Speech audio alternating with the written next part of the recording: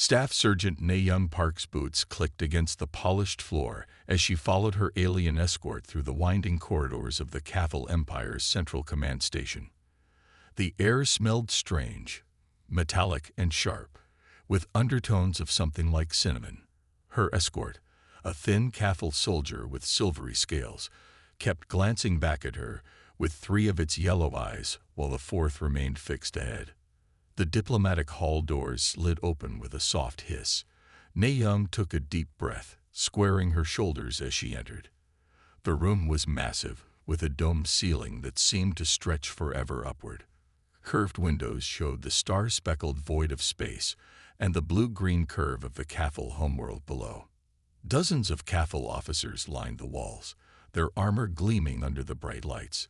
They were all much taller than Na-Young, averaging around 8 feet in height. Their forearms were covered in those distinctive silver scales, and their faces had an almost insect-like quality with their compound eyes and mandibles. At the center of the room stood Colonel Marek.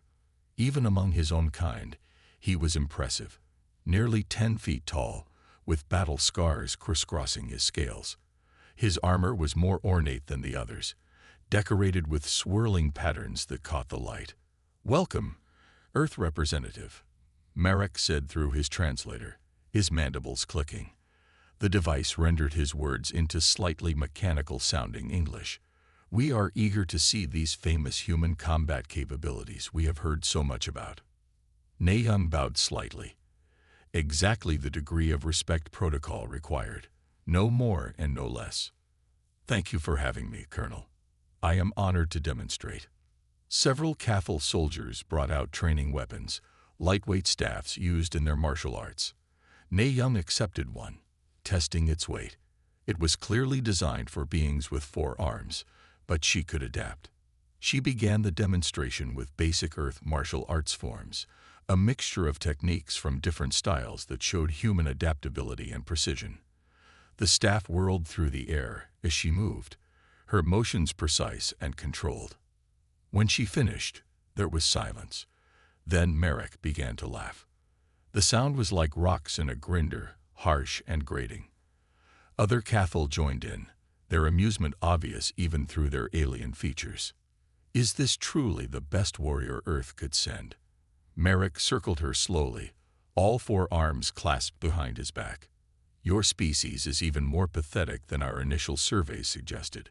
Na-Young kept her face carefully blank, but her mind was racing. She caught small details that set off warning bells in her head. The way the honor guards were positioned near the exits, not ceremonial positions, but tactical ones. How the officers' secondary arms kept twitching toward their weapons whenever she moved. The barely hidden contempt in their postures. This wasn't just alien arrogance. Something was wrong. Marek stepped into the center of the room, taking up his own staff. "Observe, little human. I will show you true military prowess." What followed was admittedly impressive. The colonel moved with surprising grace for his size, the staff becoming a blur as all 4 arms worked in perfect coordination. His movements were powerful yet precise, each strike flowing into the next. "This is how a true warrior moves," he said, finishing with a flourish. "Your species' limited form. So few limbs, such weak muscles. It's almost painful to watch. How did you ever manage to achieve space flight?" More laughter from the assembled officers. Na-Young noticed one of them speaking quietly into a communicator, trying to be subtle about it. Another made a hand signal to the guards at the door. "Perhaps," Marek continued, looming over her, "you would like to test your skills against mine. A friendly sparring match between allies." His mandibles clicked in what might have been a smile, but his eyes held something darker. Na-Young bowed again, exactly the same degree as before. "Thank you for the offer, Colonel, but protocol suggests we save such activities for another time. We wouldn't want to risk any unfortunate accidents during this first meeting." "Afraid, human." "Cautious, Colonel. There's a difference." She met his gaze steadily. "As you said, humans have many limitations. We've learned to be careful because of them." Yes, very wise." His tone made it clear he thought it was anything but, "Well, you've shown us what humans are capable of, or perhaps I should say what they're incapable of.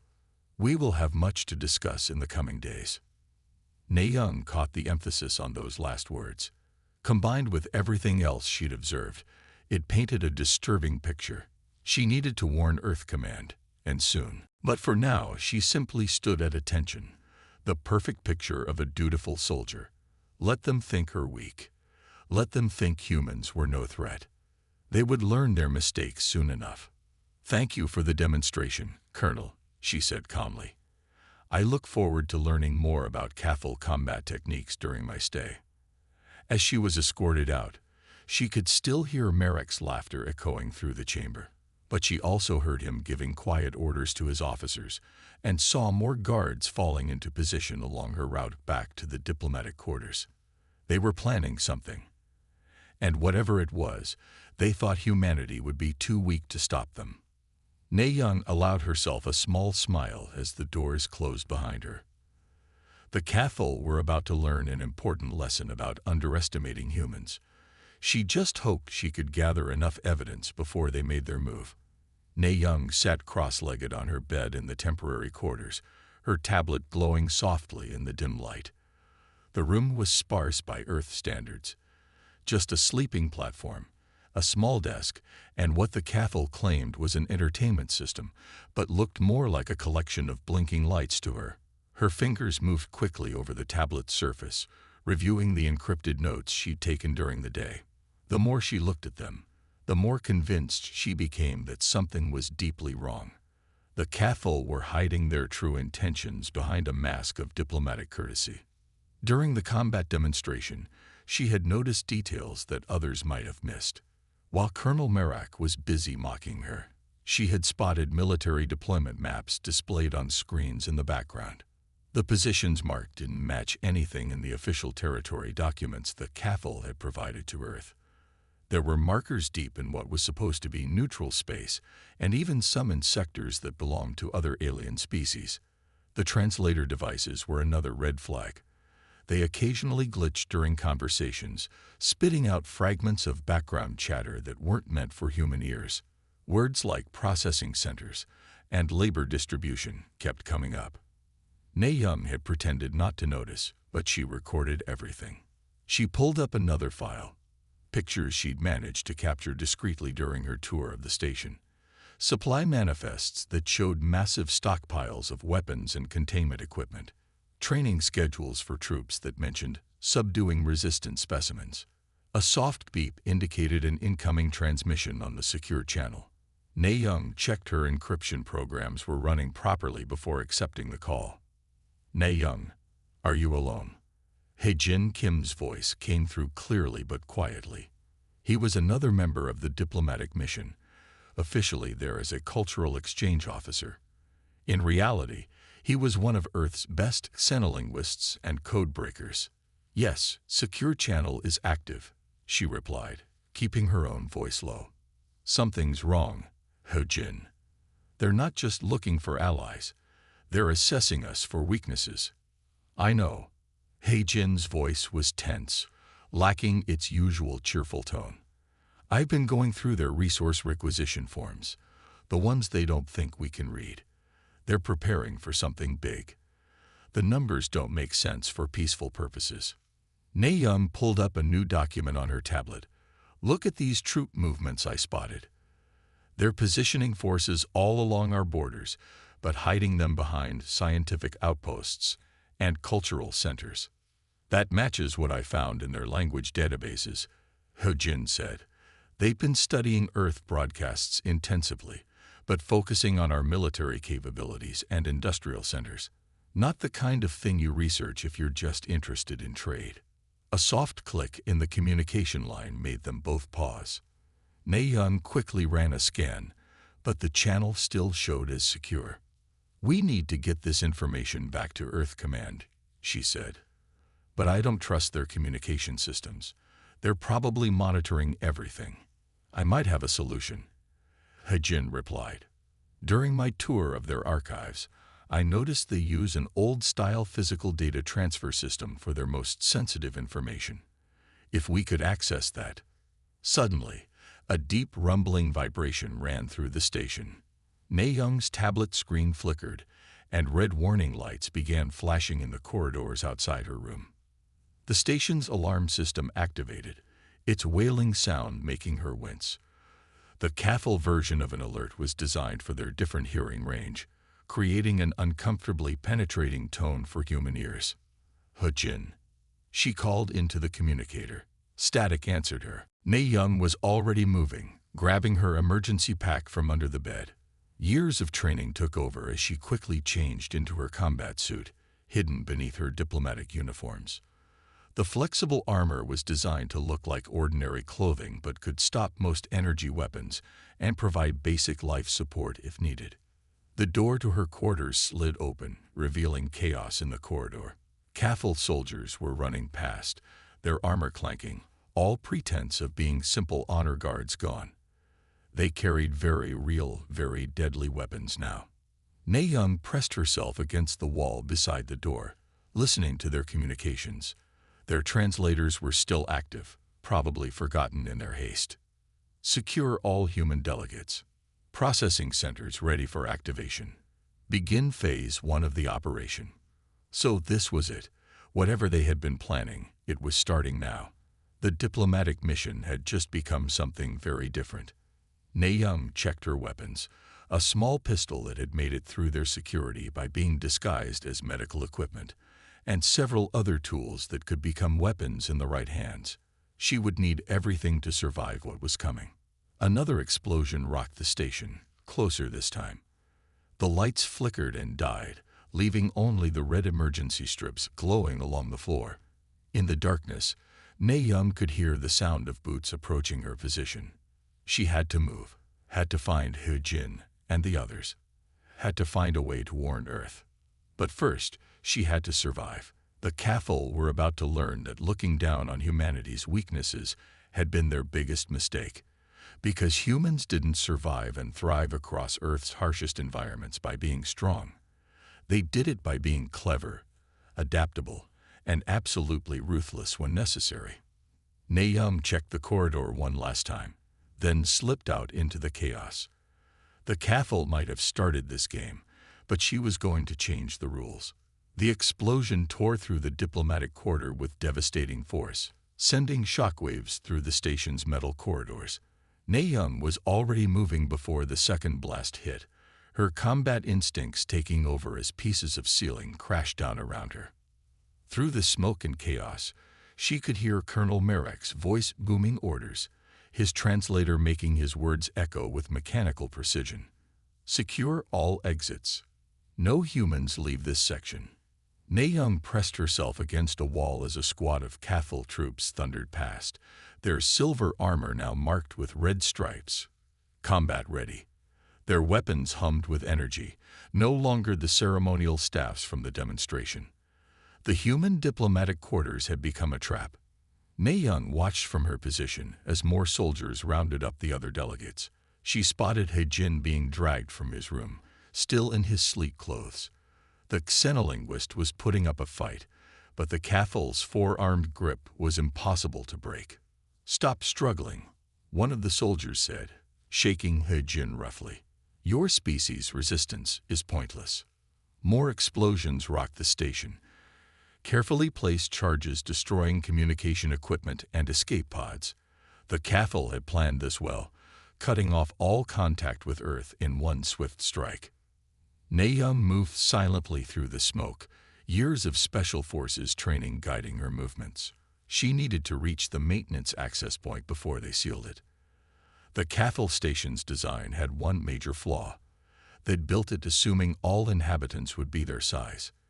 The maintenance tunnels, designed for automated repair drones, were too small for their soldiers, but they were just big enough for a human. She heard Colonel Marek's heavy footsteps approaching and ducked behind a fallen support beam. The massive alien commander stepped into view, his armor now featuring additional weapons and shields. All four of his arms carried different tools of war. "Report," he demanded to a nearby officer. "Most humans secured, Colonel. But the soldier, the one from the demonstration, We haven't found her yet. Marek's mandibles clicked in irritation. Find her. She's weak, like all humans. She won't last long. He gestured with one of his lower arms. Search every room. She must be hiding somewhere. Na-young allowed herself a small smile as she watched them begin their search. They were looking up at rooms and corridors built to their scale. They never thought to look down at the small access panel near the floor. Moving carefully, she slid the panel open while their backs were turned. The maintenance shaft beyond was dark and cramped, barely wider than her shoulders. Perfect. Just as she was about to enter, a young diplomatic aide came running around the corner. The aide's eyes widened upon seeing Na-young mouth opening to call out. Na-young moved faster than thought. One hand covered the aide's mouth while the other pulled them both into the shadows. She heard Cathal boots approaching and held perfectly still. Please, she whispered in the aide's ear, so quietly it was barely a breath. They'll kill us all if they can. The aide stopped struggling, understanding filling their eyes. When the Cathal passed their hiding spot, they remained silent. Thank you, Na-young said, releasing them. Get to the secondary maintenance shaft on level 3. It connects to the civilian sector. Go now. As the aide slipped away, Na-young finally entered the maintenance tunnel. Behind her, she could hear Marek growing increasingly frustrated. How hard can it be to find one human? He roared. She's half our size. She has no weapons. Find her. Na-young pulled the access panel closed behind her, sealing herself in darkness. They thought humans were weak because they were smaller, had fewer limbs, less natural armor. They didn't understand that humanity's greatest strength was their ability to adapt, to use their environment, to think differently than their opponents expected.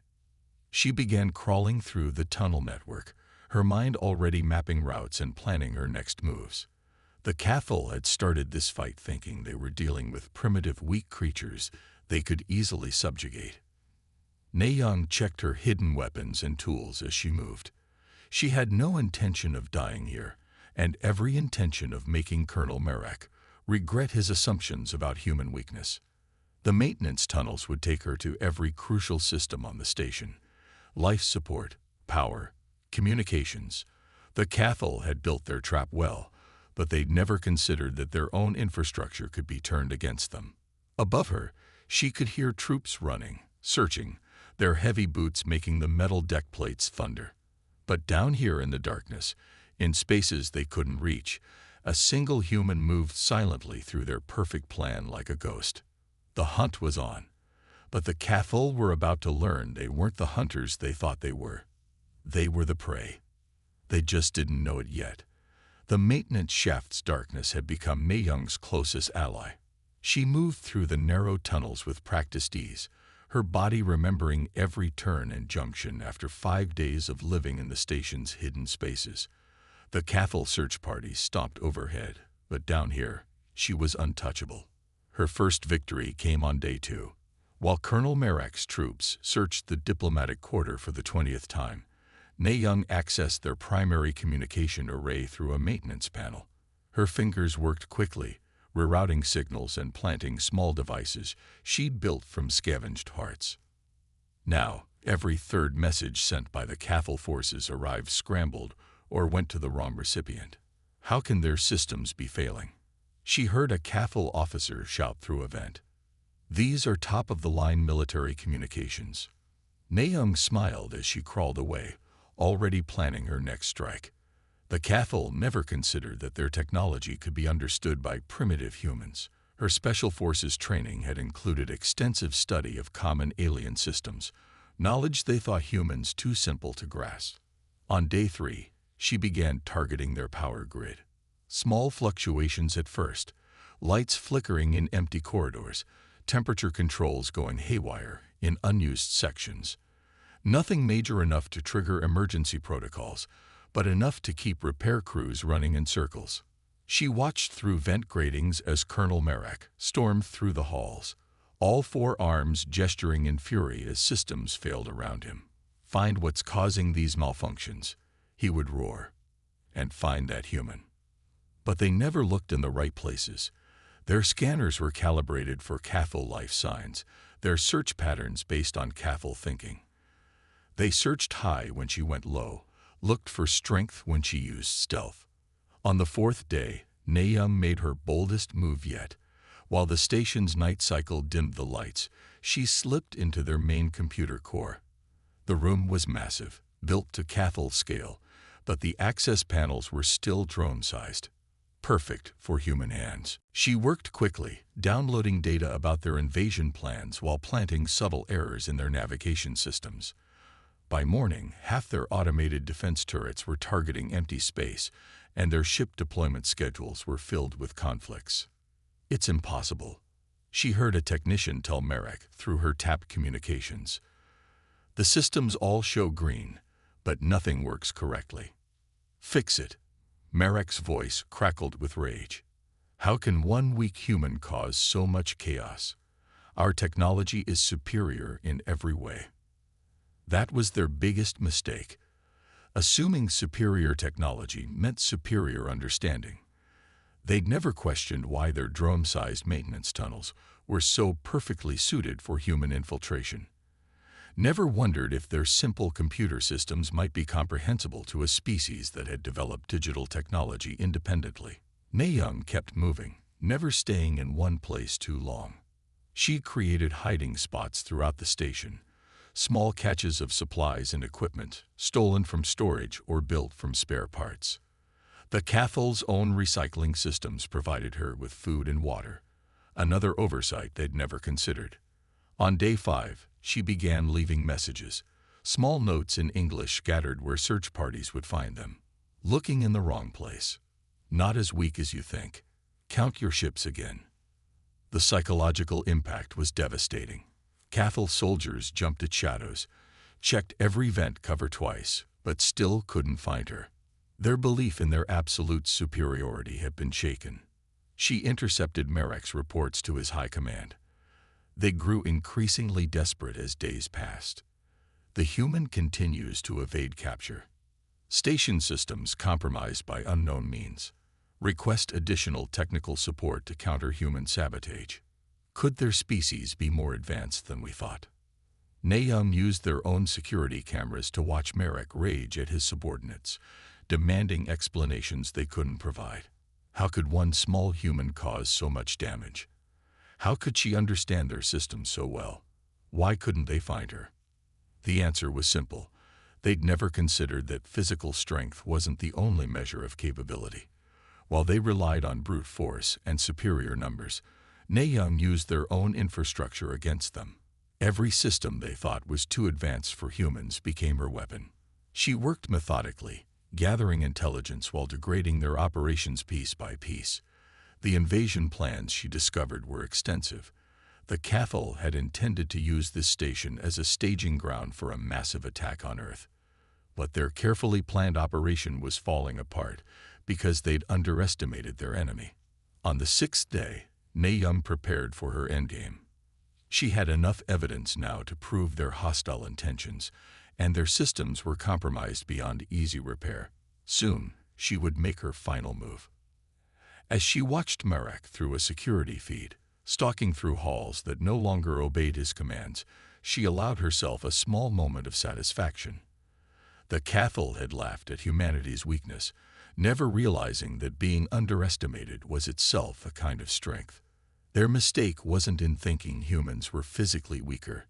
They were. Their mistake was in thinking that meant humans were inferior. Now they were learning the hard way that ingenuity could overcome brute force, that understanding could defeat superior technology. And Nayum wasn't finished teaching them that lesson yet. Nayum watched through the security feed as another Cathal patrol ran past her hiding spot, responding to a false alarm she triggered in the cargo bay. Their once precise military movements had become sloppy, stressed. Even their armor looked less shiny after days of constant alerts and system failures. In the command center, Colonel Merrick slammed all 4 fists onto his control panel. The screen in front of him flickered and died. Another system failure carefully orchestrated by Nayum's sabotage. "How?" he roared, his translator barely keeping up with his rage. How is one human doing this? We control every system. We have superior technology, superior strength, superior numbers. Naeum tapped a few commands into her stolen datapad, and the lights in the command center began to strobe. Cathal officers stumbled, their compound eyes confused by the irregular patterns. "Sir," a junior officer burst into the command center. "We've lost contact with the lower decks again, and the automated defense systems are targeting our own ships." Merrick's scales darkened with fury. "Find her. Turn this station inside out if you have to." But they couldn't find her. Every scanner they activated gave false readings. Every security camera showed empty corridors. Every motion detector triggered random alerts. Their own technology had become unreliable, twisted against them by human ingenuity. Naeum moved through the maintenance shaft to another junction, her movements silent after days of practice. She'd mapped every route, every access point, every weakness in their systems. The Cathal had built their station like a fortress, but they'd never considered how many small spaces they'd left for maintenance drones, spaces that perfectly fit a human. Below her, a squad of Cathal soldiers searched yet another empty room. Their armor clanked as they moved, energy weapons humming. They checked every corner, every shadow, but never looked up at the small vent where Naeum watched them. "Nothing here either," one soldier reported. "Like hunting a ghost." "Keep searching," his commander ordered. "She has to eat, has to sleep. She's only human." Naeum smiled as she continued through the shaft. They still didn't understand. While they wasted energy searching every room, she was living off their own supply systems, sleeping in hidden spots they couldn't reach, using their recycling units to stay clean and healthy. She reached another access panel and connected her datapad. More system failures began cascading through the station. Doors locked and unlocked randomly. Gravity shifted unexpectedly in non-critical areas. Communication systems played static or crossed signals. In the 7 days since the Cathal's betrayal, their perfectly planned operation had fallen apart. Their troops were exhausted from constant alerts. Their technicians couldn't fix systems that showed no obvious problems. Their commanders couldn't coordinate when communications kept failing. And through it all, one small human ghost wreaked havoc from within their own walls. "We trained to fight warriors," Merrick was shouting at his officers. "Enemies who would face us in combat. Not this." That was their fundamental mistake. The Cathal military doctrine was based on overwhelming force, on being bigger and stronger than their opponents. They had no defense against an enemy who refused to fight on their terms. Naeum had spent the first 2 days just watching them, learning their patterns, understanding their thinking. They were predictable, always taking the most direct route, always assuming superior force would win, always looking for enemies their own size. She used their assumptions against them. When they strengthened security in one area, she struck another. When they expected her to rest, she worked. When they thought she would hide, she moved freely through their blind spots. More alarms began blaring. Another of her false alerts. She watched Merrick's troops rush to respond, their movements showing increasing fatigue and stress. "It's impossible," one officer shouted. "Our systems say she's in 3 places at once." "She's human," Merrick responded. "Humans are weak. Simple. How can she understand our technology better than we do?" Naeum triggered another system cascade. The command center's screens filled with scrolling text. Earth military documents about adaptation, about guerrilla warfare, about using an enemy's strength against them. She'd found them in the Cathal's own intelligence files, documents they'd dismissed as primitive tactical thinking. Now those same tactics were destroying them from within. She moved to another section of the station, planning her next strike. The Cathal's invasion plans were in ruins. Their ships couldn't coordinate, their weapons wouldn't respond reliably, their troops were exhausted and jumping at shadows. All because they'd never considered that physical weakness could spawn different kinds of strength. That being smaller meant finding different ways to fight. That understanding technology mattered more than having it. Na Young checked her datapad, reviewing the station's systems. Soon she would spring her final trap. But for now, she continued her ghost war, wearing down the mighty Cathal Empire with nothing but human ingenuity, and their own technology turned against them. Above her, Marek's voice echoed through the corridors. Find her. Find this human who dares to challenge us. But they never would, not until she wanted them to. Because they were still looking for the enemy they expected, not the one they actually faced. And that would be their final mistake. Warning lights flashed across the station's power core as alarms blared through the massive chamber. Steam hissed from carefully loosened pipes, and diagnostic screens showed critical system failures that didn't actually exist.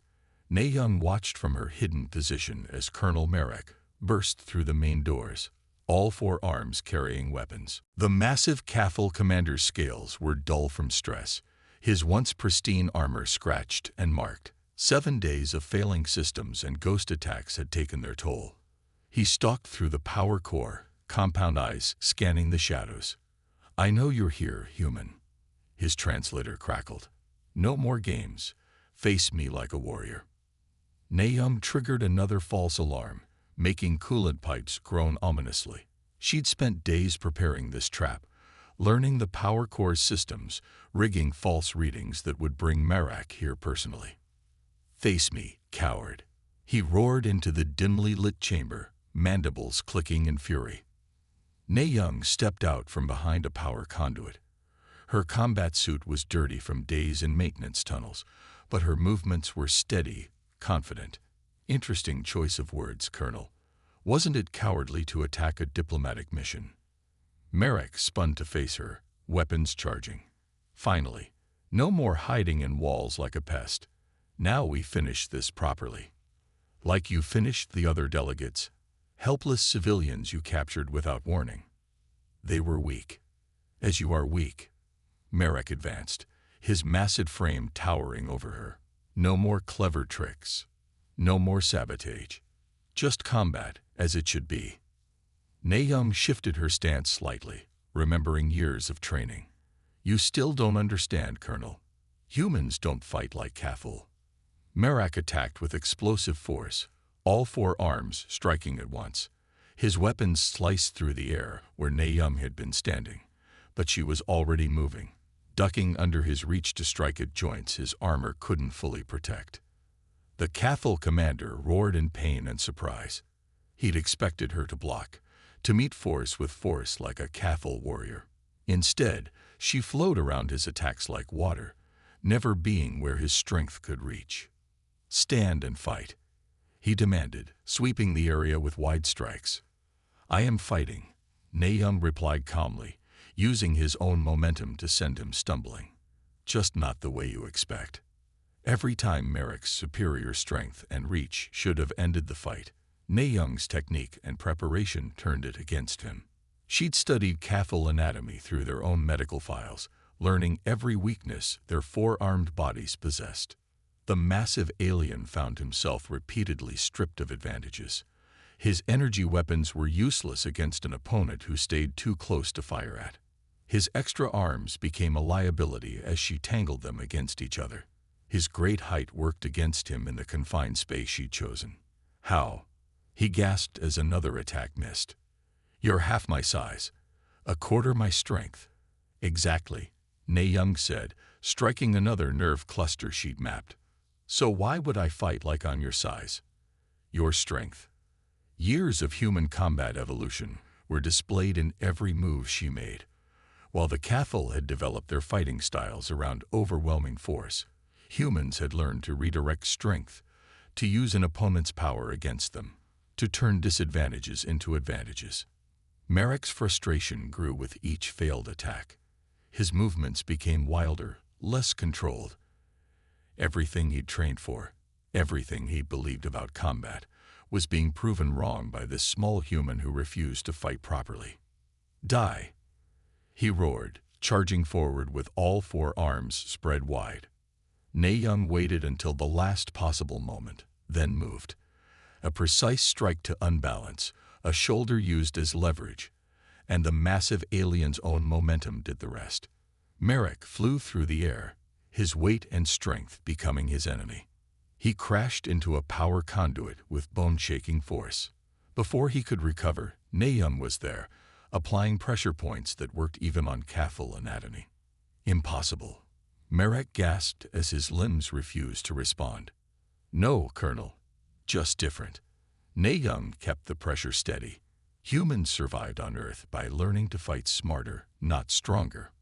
By adapting, by using our opponent's strength against them. Everything you saw as weakness was actually strength you didn't understand. The final blow came not from force, but from leverage and timing. Understanding and adaptation overcame raw power. The mighty Cathal commander lay defeated by an opponent he'd laughed at just days ago. Nayum stepped back, watching as Merrick struggled to rise. Your invasion plans are exposed. Your systems are compromised. Your troops are exhausted. And now their unbeatable commander has fallen to a weak human. What will you do now, Colonel? In the dim light of the power core, surrounded by false alarms he'd rushed to stop, Colonel Merrick faced a choice, and a lesson about underestimating those he thought inferior.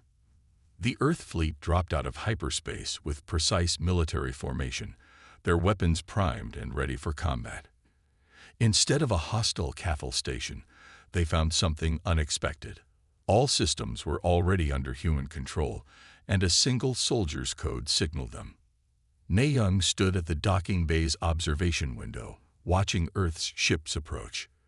Behind her, the released human delegates were being checked by medical teams. 7 days of captivity had left them shaken but largely unharmed. Hijin was already briefing Earth Command about the Cathal's invasion plans, sharing the evidence Nayung had gathered. Colonel Merrick sat in a corner of the bay. His massive frame looked somehow smaller now. Medical patches covered the spots where Nayung's strikes had found weak points in his armor. Around him, his troops waited quietly, their weapons surrendered, their pride as damaged as their commanders. Earth security teams swept through the station, securing systems that Nayung had already compromised. They found her traps, her hiding spots, her carefully planned routes through maintenance tunnels. Many shook their heads in amazement at how one soldier had brought down an alien battle station. I never thought I'd see this, Heijin said, joining Nayung at the window. The mighty Cathal Empire, defeated by maintenance shafts and clever programming. They defeated themselves, Nayung replied. Their belief in their superiority blinded them to other kinds of strength. Colonel Merrick stirred in his corner, his translator clicking as he processed their words. The past week had changed him. The arrogant commander who had laughed at human weakness was gone, replaced by someone who had learned a hard but valuable lesson. With visible effort, Merrick rose and approached them. His steps were still unsteady from their final battle. Staff Sergeant Park, he said formally, I request permission to speak. Nayung turned from the window. Of course, Colonel. I understand now, he said, his voice lacking its former contempt. We thought ourselves superior because of our physical strength, our technology, our military might. But true strength isn't about power alone. It's about adaptation, intelligence, and the will to survive. He gestured at the maintenance access panel nearby, one of many routes Nayung had used to haunt his forces. We built this station thinking size was strength. You showed us that small spaces could become mighty weapons in the right hands. The lesson wasn't just about size, Nayung said. It was about understanding, about respecting different kinds of capability. Merrick nodded, all 4 arms clasped in a gesture of humility. We won't underestimate humans again. My report to the Cathal High Command will reflect this. Perhaps we can learn from each other. As if to emphasize his words, Earth diplomats were already gathering in the station's conference room, preparing to redraw peace treaties. But this time, the negotiations would start from a position of mutual respect rather than assumed superiority. That's a start, Colonel, Nayung said. Maybe next time, we can focus on working together instead of proving who's stronger. The incident became known as the turning point in human-CAFL relations. Training programs were revised on both sides. CAFL warriors learned about adaptation and ingenuity, while human forces studied the benefits of CAFL tactical thinking. The station itself was transformed into a joint military academy, where both species trained together. The maintenance tunnels that had been Young's fortress became part of standard exercises, teaching CAFL soldiers that size wasn't always an advantage. Years later, Colonel Marak would often tell new cadets the story of how one human soldier had changed an empire's thinking, how strength could be found in unexpected places, and how understanding was more powerful than any weapon. Young eventually returned to Earth, but her legacy lived on. In the Academy's main hall, they mounted a simple maintenance access panel in a display case. Below it, a plaque read in both human and CAFL script. Strength comes in many forms. Wisdom lies in recognizing them all. The greatest victory wasn't just stopping an invasion. It was changing how two species saw each other. Future generations would learn that respect isn't earned through intimidation, but through understanding and mutual recognition of each species' unique strengths. And somewhere in the station's vast network of maintenance tunnels, they say you can still find small catches of supplies, left as a reminder that sometimes the biggest changes come from the smallest spaces.